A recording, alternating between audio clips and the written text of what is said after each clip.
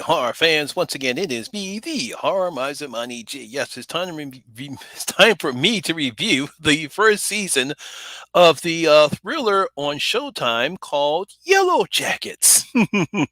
Now, Yellowjackets is a 2021 American drama thriller TV series created by Ashley Lau and Bert Nickerson. Now, it has an ensemble cast, which I will explain in a minute. The basic story is a wildly talented high school girls soccer team becomes the unlucky survivors of a plane crash deep in the Ontario wilderness. Now, I'm sure everyone has either read the 1954 novel or seen the 1963 or the 1990 film The Lord of the Flies. Now, in both the novel and the films, the basic plot around a group of boys stranded on an inhabited island and attempts to govern themselves turns into a complete disaster. Yeah, tell me it does. I have not seen the 63 film, but I did see the 1990 film. I didn't read the novel. But yeah, a bunch of boys try to govern themselves. It turned into a disaster. You have a hierarchy, you have distant caste systems, and next thing you know, this group of boys decide to attack the other boys. It just falls apart completely. Now, it makes you wonder what would happen if you had a group of young ladies that were in the same type of situation. And that's what the producers, Ashley Lau and Bert Nicholson, have created with the Showtime TV series called Yellowjackets.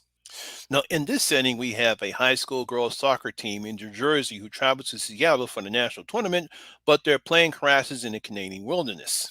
Now, while the show has plenty of elements of Lord of the Flies, the producers also added elements of the 1993 survival film Alive, where the survivors of that plane crash had to resort to cannibalism in order to survive. Now, Ashley and Bart tell the story in a very unique way. It shows how the girls survived in the wilderness for 1990 months after the crash in 1996 and showing just for now four of those survivors as adults in 2021. Now, this is why we had an ensemble cast because we have two actresses playing the teenage and adult versions of certain characters on the show. Now, in this case, we have Melanie Lansking and Sophie Nelsie, I think is how you pronounce her name. They're playing the adult and teenage version of the character named Shauna. We have Tammy Cypress and Jasmine Savoy Brown playing the adult and teenage versions of the character named Thaisa. Ellen Purry plays the role of Jackie. Juliette Lewis and Sophie Thatcher plays the adult and teenage versions of Natalie. And Christina Ricci and Sammy Harati plays the adult and teenage versions of Missy. Now, while we get to see most of the girls on the soccer team during the 1996 scenes, the show focuses on only four of the adults as survivors in 2021. Basically, they just break it down to these four characters, what's going on with their lives, what they're doing right now, how did the events happen during the wilderness affecting them right now, and eventually there's subplots that happen within the show. Now, Shauna is a dissatisfied stay-at-home mom who has a reckless daughter with her husband Jeff, who she believes is having an affair. As we see back in 1996, she is best friend with Jackie, the team's captain, and as we see in the first episode, she has sex with Jackie's boyfriend. This is terrible. This is your best friend, and you screw her boyfriend. Oh, what a best friend. Now, Thaisa, as an adult, is running for state senate while also trying to raise her son in a same-sex marriage. As we see in 1996, Thaisa was having a relationship with Vam, who is another member on the team. We also see she has issues as an adult, which is causing conflicts with her son and her wife, Simone. It's possible that she could be suffering from DID because there's some things where she has blackouts and all of a sudden she doesn't remember what she did. It's real weird. It gets even weirder as the show goes on. Natalie, who is labeled a burnout and has plenty of issues both as a teenager and as an adult. As we see, I believe maybe in episode 2 or 3, especially during 1996, an event involving her father is the main catalyst that explains her behavior and leads her down a dark path. And finally, we have Misty, the team's equipment manager. Now, back in 96, Misty is bullied and she's weird. After the crash, however, she becomes very resourceful and seems to be a natural leader. As an adult, Misty is a facility nurse and is a ruthless manipulator. Showing some psychopathic tendencies. Yeah, I wouldn't want to mess with Misty. She might do something very terrible to you. Now, as I stated earlier, we can see that their lives in the wilderness have affected their lives as adults as well. There are several subplots involving the four survivors in the first season, and the main plot involves someone blackmailing Thaisa, Shauna, Natalie, and Misty. Basically, they send them all postcards with some type of a word symbol that they recognize back when they were stranded in the wilderness, and then demanding money.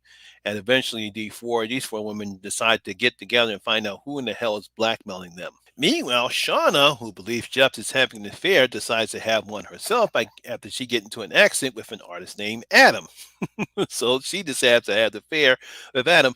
I believe, based upon what we know about Shauna from the '96 until now, she seems to was a highly intelligent woman. I believe she was supposed to be going to Brown, but she did decide to go with the same college as Jackie. So she believes she is settled with what she has right now, and she might have missed some good times. So I guess the reason why she decided to have this affair with Adam. Now, another subplot that involves Taisha, as like I said before, she's having blackouts, and it seems like someone is stalking her family, putting additional stress on her campaign and her marriage.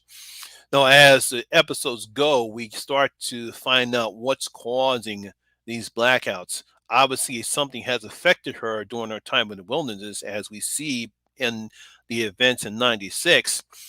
There was a point where the girls decided to see if they can find some place to leave because they're not on an island as opposed to in the Lord of the Flies, but they're trying to find some way to get out of this place, and something happens in those events, and that could be what's affecting her right now in 2021. Natalie, meanwhile, is struggling to stay sober and starts to investigate the death of Travis, who is the son of Coach Martinez. Now, as we see back in '96, Travis, along with his brother Jave, was traveling with the girls when the plane crashed, and he and Natalie have a relationship. They eventually fall in love, and I'm pretty sure we'll get to know more about these two characters here. But as we see in 2020, I think it's 2021, maybe the end of the first episode or the beginning of the second episode, Travis is dead, and now they're starting to investigate what happened to Travis. And it really affects Natalie. All the adults, Shauna, Taisha, Misty, and Natalie are also hounded by a would-be reporter who wants who wants to sell their story to the press, but Misty has other plans when the reporter stops to see her. Typical Misty. Now, all those, along with the blackmail schemes, reunites the four survivors as we see throughout the seasons the steps they take in finding who killed Travis and who is blackmailing them. Now, back in '96, and we get to see all the characters start to get desperate as we see how the girls survive. We also see how they start to slowly devolve into madness, which we see towards the end of the first season. I believe it's the pre-ultimate episode because there's 10 episodes in this one, though I believe it's in episode 9.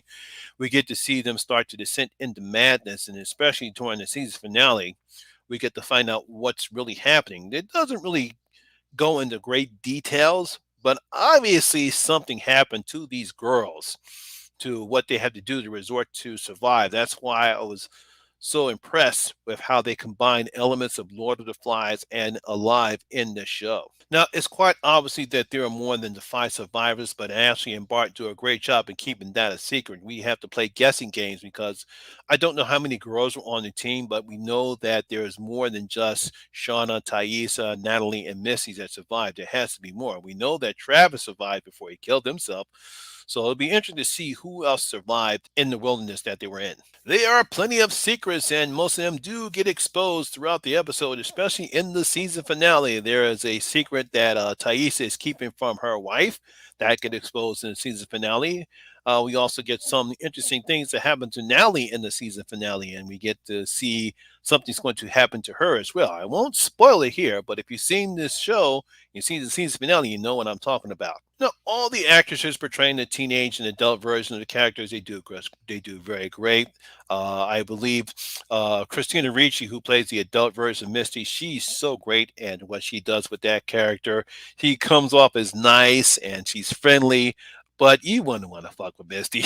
And Juliette Lewis, she does a great job playing Natalie. She's obviously she's had some very serious problems She's trying to stay sober. She obviously really has some regret and some mourning when it comes to Travis.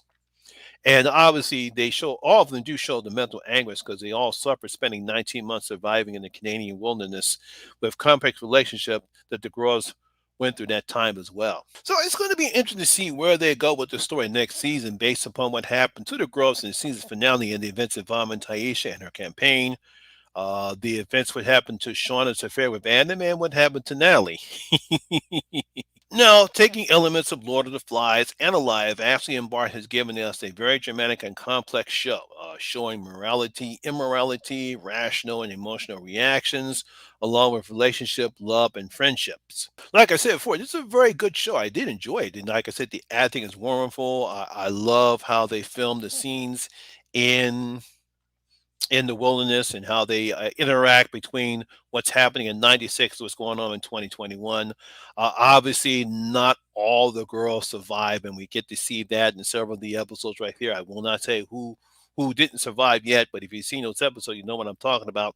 So it's going to be interesting to see where the show goes next season because Showtime did renew it for a season 2. I don't know how long this series is going to last because there's only so much you can do for a story like this. Maybe 3, 4 seasons. I think 4 would kind of be pushing it. It seems like to me this you can only do this in 3 seasons because you can't really extend it this much. You have to make it believable, and I'm really looking forward to seeing what they're going to do in season 2. So there you have it. That is my review of season 1 of Yellowjackets. Hope you did enjoy it. If you did, please give it a thumbs up, like, and share. If you have seen the show season 1, please tell me what you thought about it in the comment section below. Also, if you're new here, please hit that subscribe button and ring that notification bell. That way you'll be notified anytime when I put a new video such as this one. Once again, my name is Lamont Smith, better known as the Horror Miser Money G, and always remember that horror rules. Ha ha! I'll see you in the next video. I'm out.